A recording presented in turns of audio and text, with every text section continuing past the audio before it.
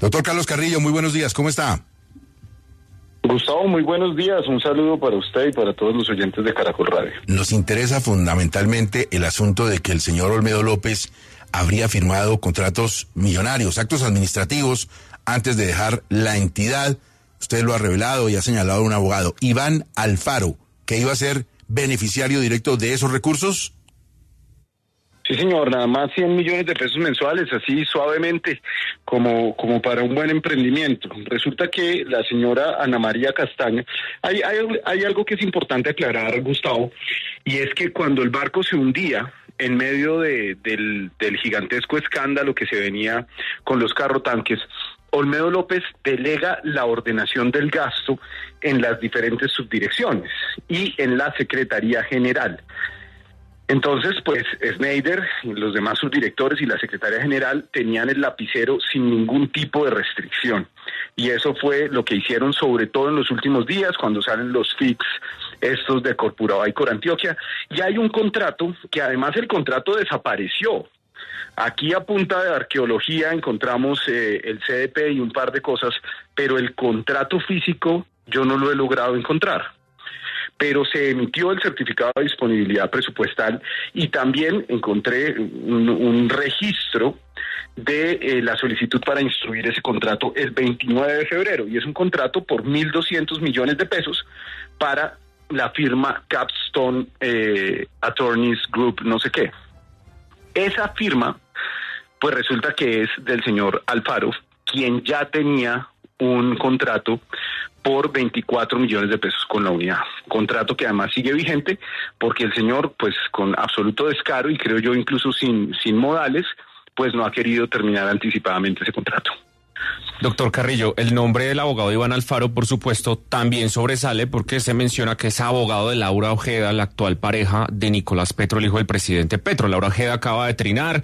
Agradezco al abogado Iván Alfaro, quien me acompañó solamente en una audiencia de conciliación en la que ya llegué a un acuerdo y pues a ella cuenta otras cosas de un proceso penal de ella.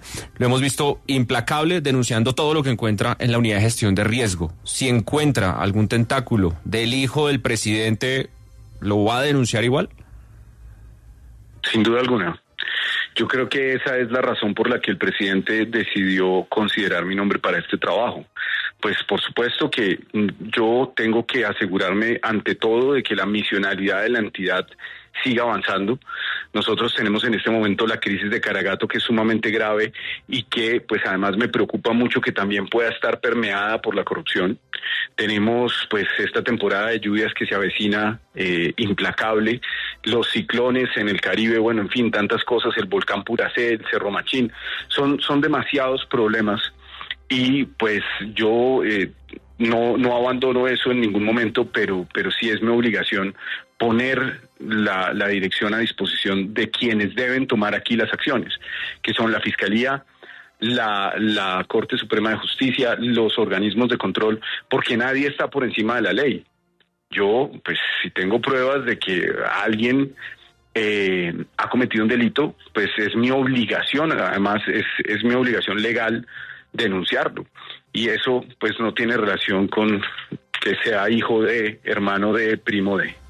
Voy precisamente a eso y entiéndase que no es una pregunta de disyuntiva ética, sino simplemente de trámite. Si usted encuentra en este momento algún documento que comprometa intereses de Nicolás Petro o de familiares de él o de amigos de él o de relacionados con él, ¿qué es lo que primero hace uno? ¿Entrega ese documento, llama a la fiscalía o llama a Palacio a contar lo que encontró? ¿Qué hace uno? Pues, a ver, yo creo que es un escenario hipotético que es bien difícil de abordar, porque tampoco podemos decir que el hecho de que una persona haya nacido en el mismo pueblo o que haya sido amigo en la infancia implica que no tenga derecho a trabajar o a ser parte de un gobierno, más cuando ha sido parte del proyecto político, ¿no? Y yo siento que algunos sectores enemigos del gobierno pues quieren dar un poco un halo de que cualquier persona que haya tenido algún tipo de relación con Nicolás Petro pues debería estar vetada del gobierno.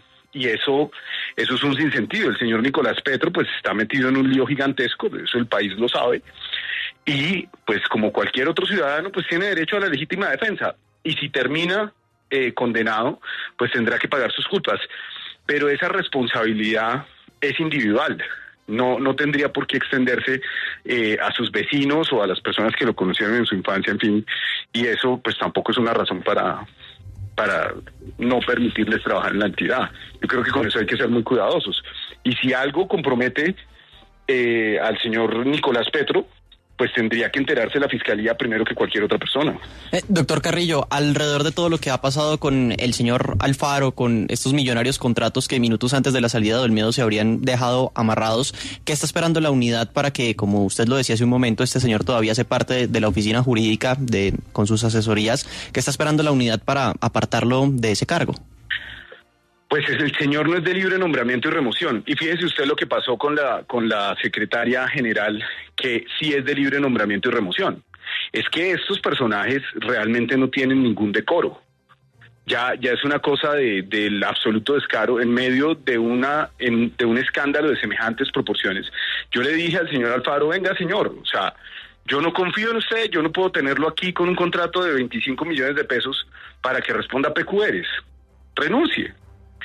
Sea el contrato, no sé, termínelo anticipadamente, haga algo, pero pues para mí es imposible tenerlo acá. Y el señor está atrincherado, y no solamente él, tiene un montón de gente suya ahí. La directora jurídica era de él, era su subalterna en la práctica. Es que esto es muy complicado, porque una persona que, pues... ella y muchos de los abogados que están hoy en la oficina jurídica llegaron con él, incluso trabajaron en su oficina. Entonces ese cuentazo del comunicado que saca donde dice que él no tiene nada que ver, que él es una mansa paloma y que él solamente presta unos servicios de asesoría, él era el director jurídico de facto y toda la unidad lo sabe. Entonces, pues yo no puedo decretar unilateralmente, pues o sea, puedo hacerlo, pero obviamente el señor va a demandar, o sea, hay que garantizarle un debido proceso, pero aquí lo más simple sería zanjar esta polémica y que el señor pues deje de recibir esos onerosos honorarios que además son del fondo, ¿no? Eso es importante recalcarlo. Este señor está bebiendo del vaso que debería, de los recursos que deberían ir a la atención de las emergencias, porque él está contratado por el fondo. Director Carlos Carrillo, usted ha dicho varias veces, lo repitió en esta entrevista hace pocos minutos, que hay un enorme lío de los papeles y de la trazabilidad de los documentos y los giros en la unidad de gestión del riesgo. En el caso, en algunos de los casos que hemos denunciado en Caracol Radio sobre plata que llegó a La Guajira para ollas comunitarias, por ejemplo, no podemos tener claridad qué pasó con esa plata que supuestamente se gastó en octubre, noviembre del año pasado. Hay versiones que dicen que ni siquiera la plata ha salido de la unidad. ¿Qué es lo que usted ha encontrado? ¿Se giró o no se giró la plata de las ollas comunitarias de La Guajira? De los 20.400 millones de pesos del contrato con asomadoras, no se ha girado. Ese dinero lo gira la fiduciaria, la previsora. Y pues sí, efectivamente, es un desorden enorme, es difícil encontrar cualquier información dentro de la unidad, pero ese dinero específicamente no se ha girado. Doctor Carrillo, usted, bueno, en realidad, sí, usted también lo dijo, pero salió en algunos medios la semana pasada el hecho de que los contratos de los carrotanques no aparecían, que ustedes no los habían encontrado. Pero yo tenía la impresión de que la fidu previsora, al ser la persona encargada de ese patrimonio autónomo, los podía tener en su poder. Finalmente, ¿los documentos contractuales de carrotanques existen o se embolataron las cajas? Lo que pasa es que había un solo punto que es un SharePoint, donde lo que hace la unidad pasa a la previsora. Eso es pues bien extraño, solamente un punto, solamente un computador conectado. Y una vez pasan a la previsora, sí hay una cadena de custodia, porque la previsora es bastante pues más organizada. Eso no es muy difícil, pero es más organizada que la unidad. Pero todo lo que no alcance a llegar a ese punto está en riesgo de desaparecer. O sea, literalmente esta gente se puede comer las facturas, se puede comer los recibos, se puede comer las pruebas.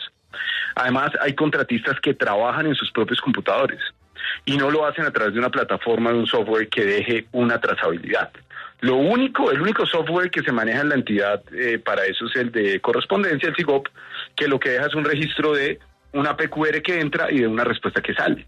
Pero, por ejemplo, en el caso de los carrotanques, cuando yo busqué las carpetas en el servidor, pues eran unas carpetas que estaban a nombre de un contratista y ese contratista pone y saca lo que quiere. Entonces es realmente muy difícil.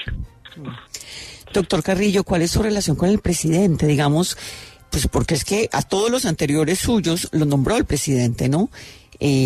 Al señor Olmedo lo nombró el presidente, a Asneider Pinilla lo nombró el presidente. ¿Usted habla recientemente con él? Sí, señora.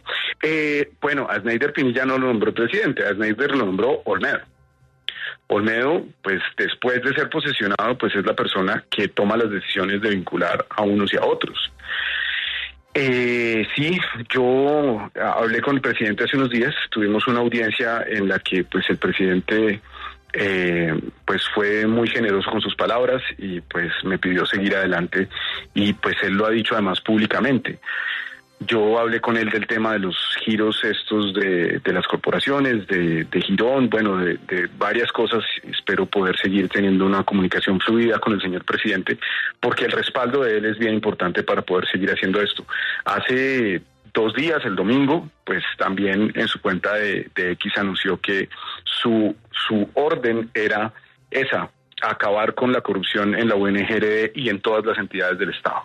Pero esa es la misma conversación que usted nos contó aquí la semana pasada, ¿o han vuelto a hablar del tema?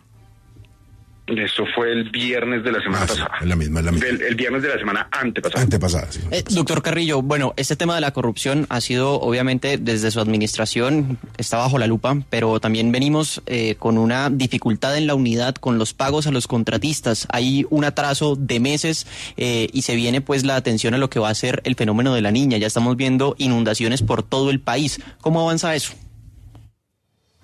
Sí, señor, eso es un grave problema porque ha habido demasiados rumores de extorsiones.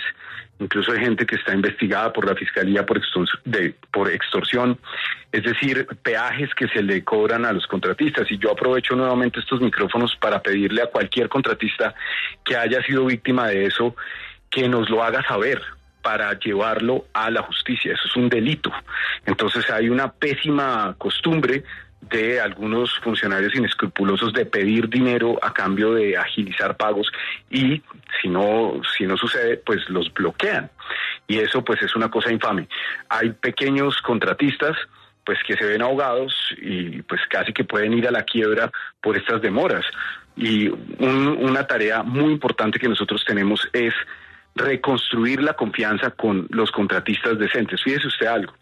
¿Cómo funciona este modelo de contratación especial que tiene la unidad? La unidad puede hacer invitaciones directas a proveedores para que esos proveedores compitan entre ellos y le den al Estado los mejores precios. Eso es como si fuéramos un privado.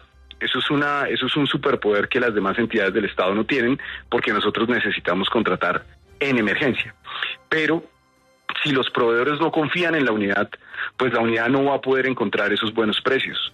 Ni siquiera va a poder utilizar esas herramientas de mercado para poder ahorrar recursos y optimizarlos. Entonces es muy importante reconstruir esa confianza con los contratistas y honrar los compromisos.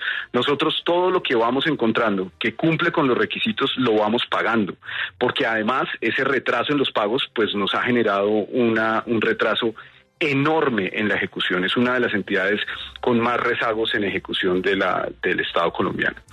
Unas palabras para la gente de la región de La Mojana que a esta hora nos escucha y dice, bueno, sí, está bien la discusión de qué van a hacer, para dónde van, cómo resuelven esto, la Fiscalía, en fin, la Procuraduría, y nosotros aquí en el agua. Vea, esos señores contratistas tienen la obligación de cerrar el boquete. Para eso se les contrató. Y ellos además tenían la obligación de tener un plan de contingencia. Ellos no pueden salir hoy a lavarse las manos y a decir, no, es que esto es un hecho fortuito. No, un contratista serio tiene que tener un plan de contingencia. Entonces, pues a mí me preocupa, realmente me preocupa, que este contratista pues siga haciendo unas jugadas políticas y unas jugadas mediáticas para tratar de lavarse las manos y decir que es que la unidad no le ha pagado. La unidad le dio un adelanto de 26.000 millones de pesos, 25.800. Yo he estado esperando a que el interventor certifique para poder pagar, pero el señor hoy tiene La Mojana inundada, no ha cumplido y no puede expiar sus culpas simplemente diciendo que no le han pagado, porque además no es cierto. Entonces, él o cierra ese boquete, o yo, Gustavo, voy a buscar cualquier mecanismo legal para romper ese contrato y asumir nosotros el control de la obra, porque es que es una situación pues insostenible. Yo no puedo invertir un peso, yo no puedo mandar una excavadora a Caregato, porque ese contrato hoy está bajo la tutela de ese contratista, es su responsabilidad. Si yo invierto recursos en Caregato con ese contrato firmado, estaría incurriendo en un detrimento patrimonial. Entonces, o el señor cierra ese boquete en esta semana, o pues yo voy a buscar la forma de liquidar ese contrato y buscar otro contratista que lo haga. Bueno, Hernando, entiendo que usted tiene una apreciación jurídica para compartir con el director Carrillo sobre terminaciones de estos contratos y convenios como con el señor Alfaro y la Mojana. Sí, Gustavo, mire, y yo creo que el doctor Carrillo, que ciertamente habrá que reconocer que está haciendo una muy buena gestión, habrá que indicarle lo siguiente. Hay una acción en particular, doctor Carrillo, que es la acción de lesividad. Y ese es un mecanismo mediante el cual todas las autoridades de la administración pública, incluido desde luego la que usted dirige, pueden buscar la anulación de la expresión de su voluntad consignada en actos, en este caso en contratos, cuando se observe que parecerían los casos que los mismos se han expedido con desconocimiento del ordenamiento jurídico. Es una acción además privilegiada y genera la nulidad o que se deje sin efectos ese acto emanado por la propia administración, en este caso por su antecesor, por considerarse actos ilegales. Sí, señor. Efectivamente, nosotros estamos buscando los caminos jurídicos, pero bueno, son demasiadas las cosas. Imagínese usted lo que ha pasado con la secretaria general, que pues básicamente me tiene con un pie en la cárcel, ¿no? No, pues es que yo hablo con usted y me escribe todo el mundo, que no se le olvide a Ariel Zambrano, que se gastó miles de millones de dragados del río Magdalena en el municipio de Salamina, que hay firmas de 3.500 millones sin soportes técnicos por la emergencia en esos municipios, que el convenio de Corriantioquia, a ver si ya hubo desembolsos, que a ver si Julián Bedoya está detrás de ese dinero.